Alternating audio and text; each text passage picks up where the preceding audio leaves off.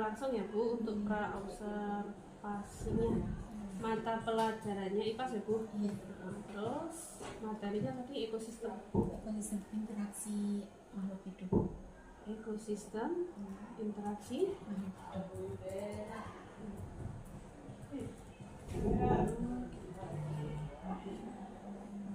Tujuan pembelajarannya Bu, coba bisa dijelaskan. Pembelajarannya supaya anak bisa menganalisa aliran energi yang ada pada komponen-komponen makhluk hidup. Kemudian bisa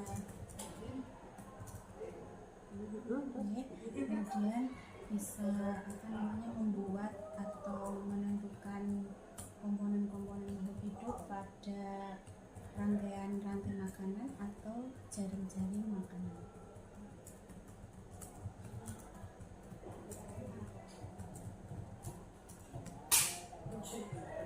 Terus area yang mau dikembangkan apa Bu? Kan ada tujuannya ya. Kan ada tujuannya kan tadi udah disebutkan. Terus biasanya kan dari tujuan itu kan ada area tertentu yang mau dikembangkan. Saya pengen membuat anak-anak bisa aktif semua mengikuti kegiatan aktif mengikuti pembelajaran. Terus apa lagi? Terus anak lebih tertarik untuk memahami materi itu dengan permainan-permainan yang dilakukan. Untuk memahami materi, permainan ya. Terus strategi yang disiapkan, kesepakatan kelas tadi sudah ya, kesepakatan kelas ya, kesepakatan kelas. Terus ini model pembelajaran yang akan digunakan. Kooperatif ini.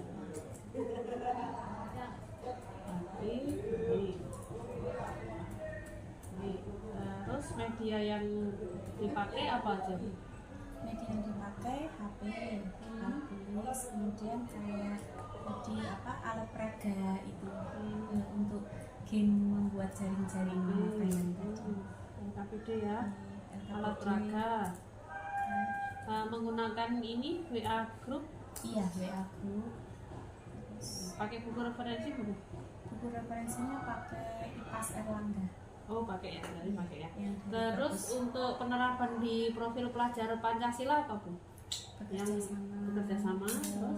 Bekerja sama itu berarti maksudnya di apa?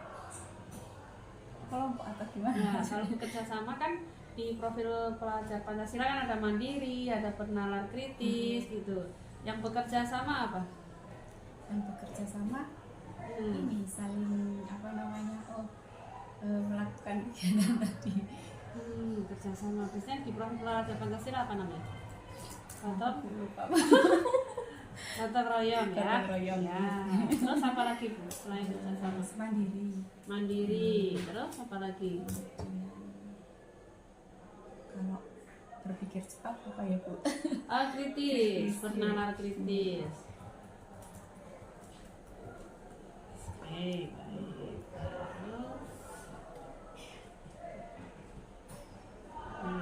Berarti dari pembelajaran yang menjadi observasi ya, tujuan pembelajarannya peserta didik bisa menganalisa aliran energi yang ada pada komponen makhluk hidup, ya kan, membuat atau menentukan komponen makhluk hidup pada rantai makanan atau jaring-jaring makanan.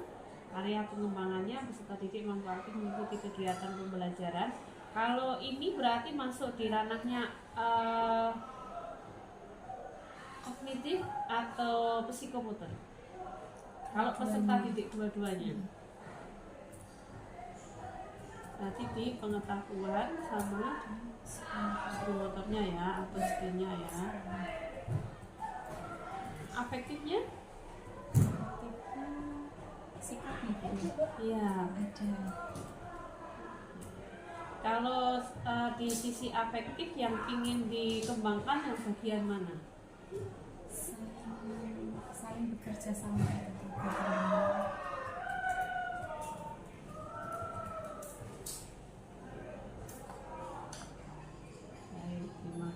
buku. Ini strateginya juga sudah disampaikan untuk model dan sebagainya ya, kooperatif link.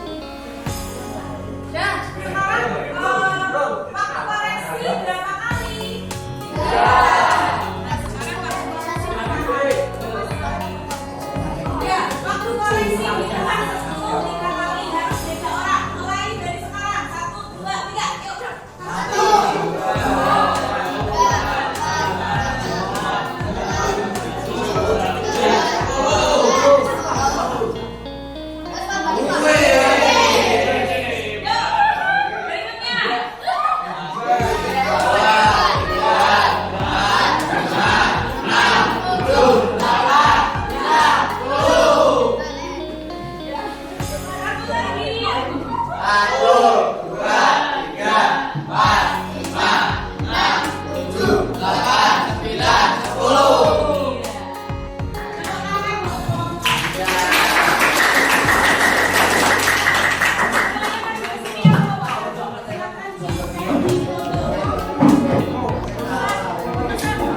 foto siapa? Ya, ini gambar tapi ditukar. Ya, foto dulu. Yang foto siapa? Sapi. Hasilnya nanti misalkan satu-satu ya, sudah.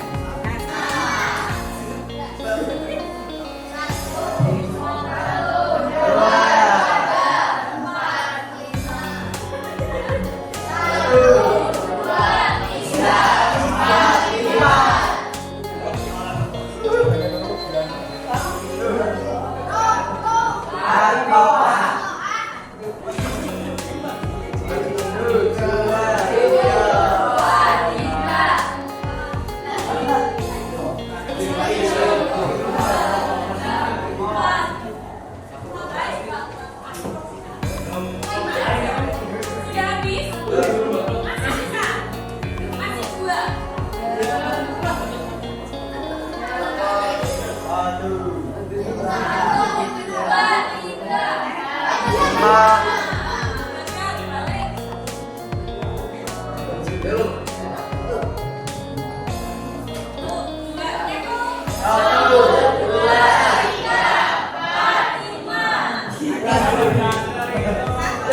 Dari sana ya, dari sini.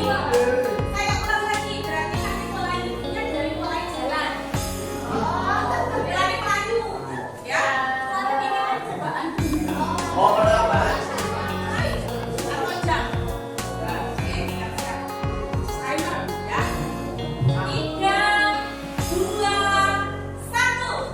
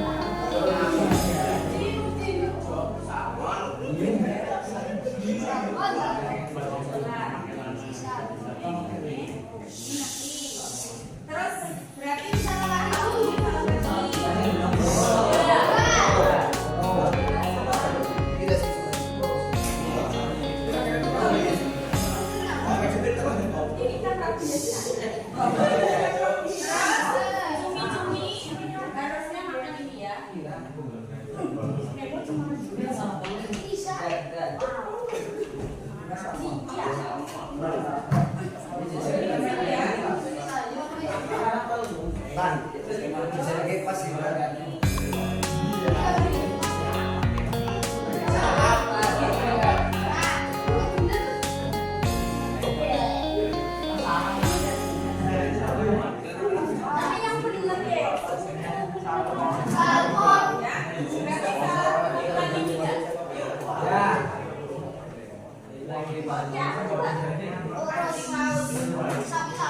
Sabila.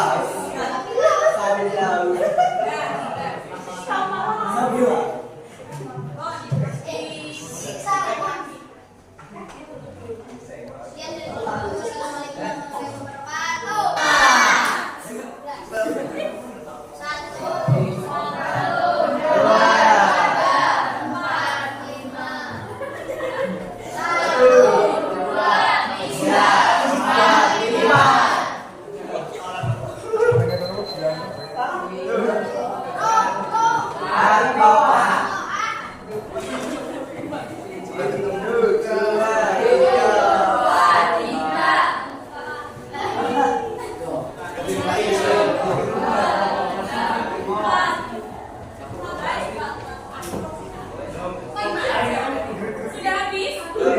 Masih bisa? Masih 2. Gagal, balik. Tuh, 2.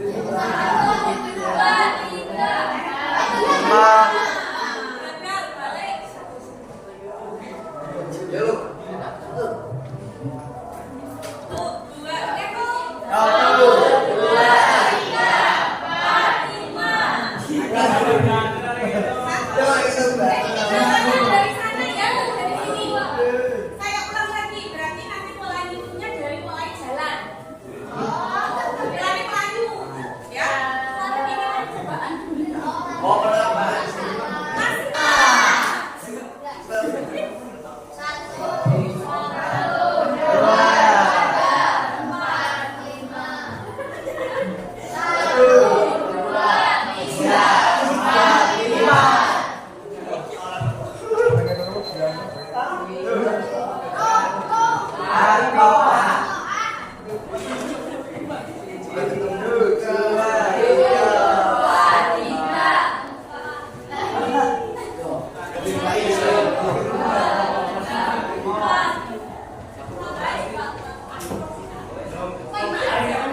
Sudah habis?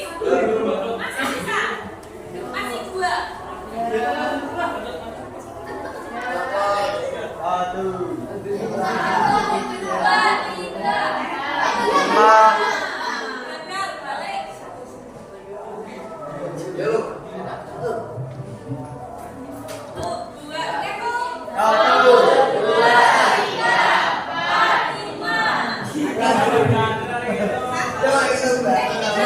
Dari sana ya, dari sini.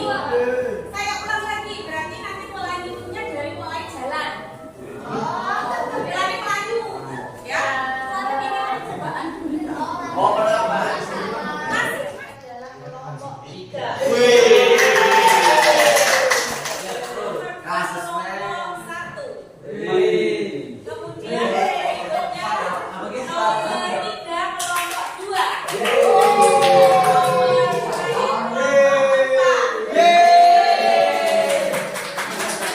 Bagiannya menyusul ya.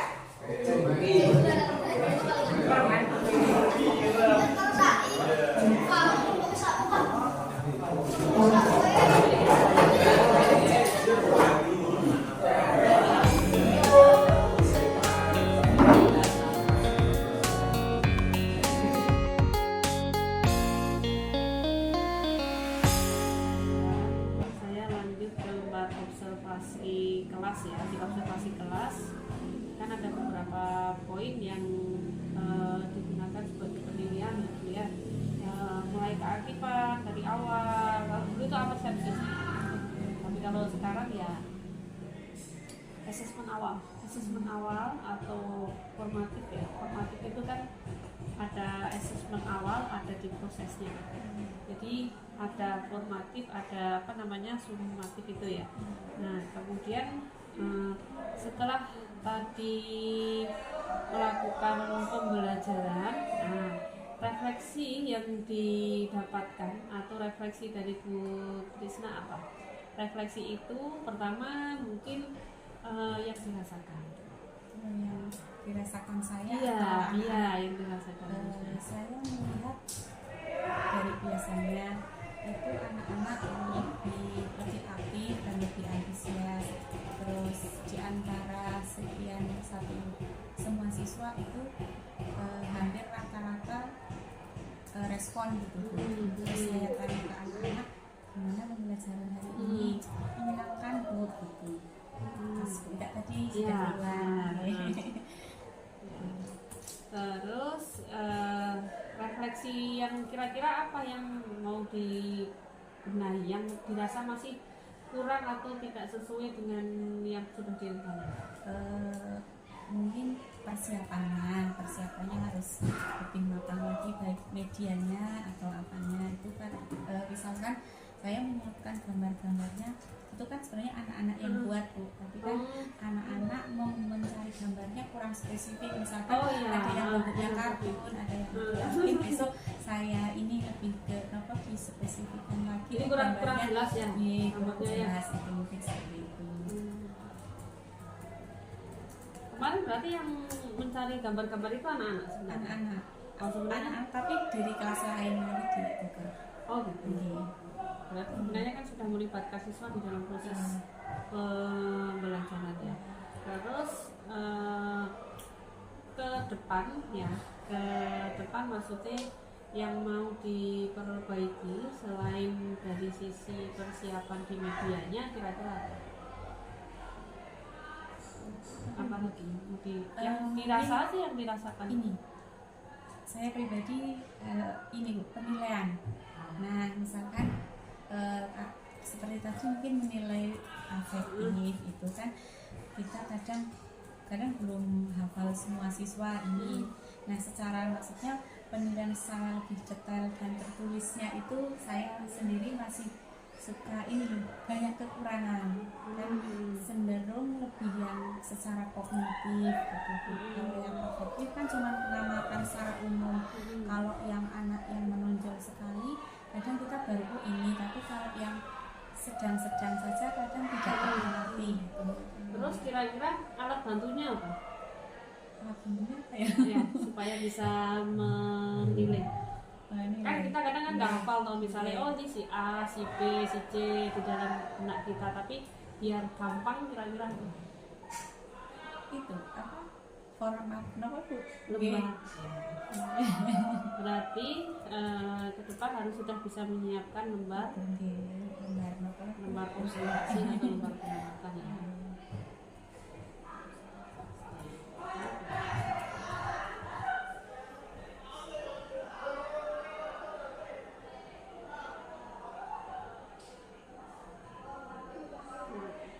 Nah, kemudian untuk rencana tindak lanjut kalau terkait dengan kayak kemampuan sebagai guru, terutama di pedagogik maupun profesionalnya, kira-kira apa Bu? Yang Bu Trisna ingin lakukan ke depannya? Kalau saya pribadi ya Bu, kalau yang pengetahuan pedagogik yang teori-teori itu saya itu lemah aslinya Bu, nggak punya ini, nggak tahu yang ini, yang model ini atau apa, tapi cuman ketika saya itu tertarik sama ketika ada metode-metode atau model-model pembelajaran yang di kelas yang membuat anak itu lebih tertarik, atau yang model kekinian atau model biru apa, saya tertarik lebih tertarik ke itu. Kalau sing teori-teori teori nopo ngeten itu Bu. Nanti ke depan masih berusaha untuk meningkatkan kompetensi ya. Kompetensi baik di profesional maupun pedagogiknya kan.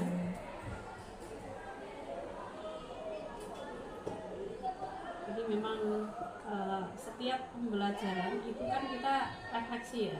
Refleksi itu bukan kemudian hanya anak-anaknya saja, tetapi guru itu juga harus refleksi. Jadi refleksi itu kan sebenarnya kan bercermin, ya kan? Bercermin. Tadi ternyata saya sudah merencanakan di modul seperti ini, ada yang tidak saya lakukan. Nah, kemudian tidak dilakukannya karena apa, kan kita yang tahu, ya kan? Apakah karena kebetulan misalnya masuknya terlambat, ya kan? Atau karena kondisinya anak ternyata berbeda dari apa yang saya bayangkan. Maka sebagai guru memang harus selalu melakukan refleksi. Jadi refleksi itu bukan kemudian berat, itu bukan, tapi itu sederhana saja sih.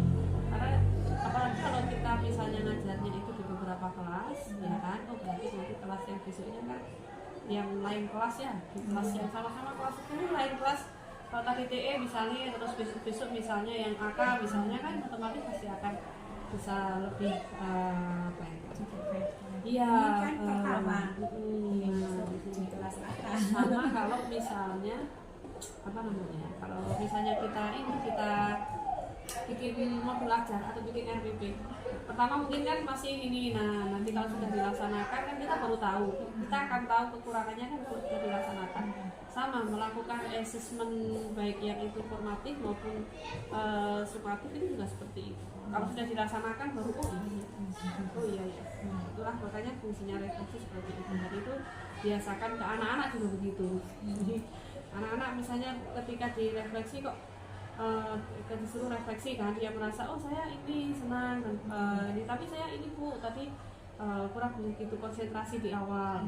Kenapa nggak konsentrasi di awal? Nah anak kan cerita, oh karena misalnya tadi nggak fokus, tadi misalnya belum makan dan sebagainya. Itu nanti kalau sudah terbiasa seperti itu, insya Allah pembelajaran itu enak dan tidak ada yang dirasa berat ya. Jadi malah justru guru itu nanti akan penasaran, besok mau apa lagi, anak juga begitu, saya besok mau apa lagi ya. Nah memang nggak bisa diam ya, karena kalau ngajar biasa kan berarti hanya ini ya, misalnya hanya pakai PPT aja. Tapi kalau seperti tadi kan akhirnya ada butuh media, ada manila ya kan, ada manila, ada gambar-gambarnya, belum lagi nanti mengkondisikan anaknya. Mengkondisikan itu bukan berarti anak harus diam, itu bukan, tapi ya, jadi anak itu gini, kelas rame itu sebenarnya hal yang biasa. Gitu mungkin Bu Trisna untuk pasca observasinya, beberapa catatan nanti sudah saya tulis di sini, nanti hasilnya bisa dibaca-baca. Itu ya, terima kasih ya.